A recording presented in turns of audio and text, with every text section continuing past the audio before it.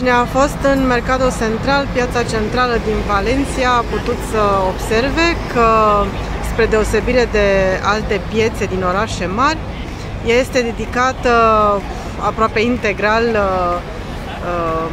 aprovizionării cu fructe, legume, mâncare.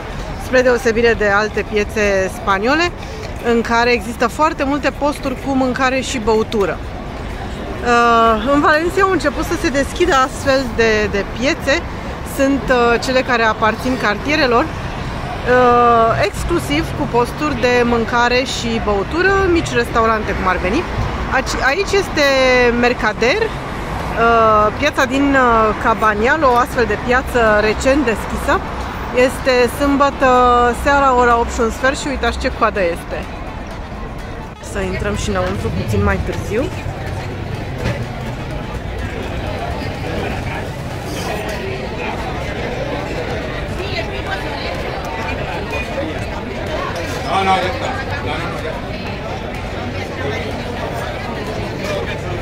Qué bonito.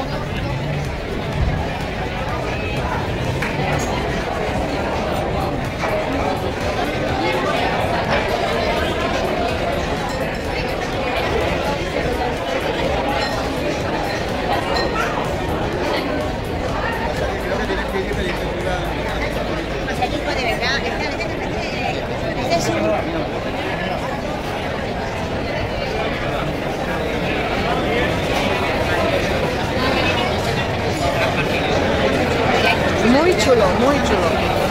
Súper chulo, muy chulo, no, súper chulo.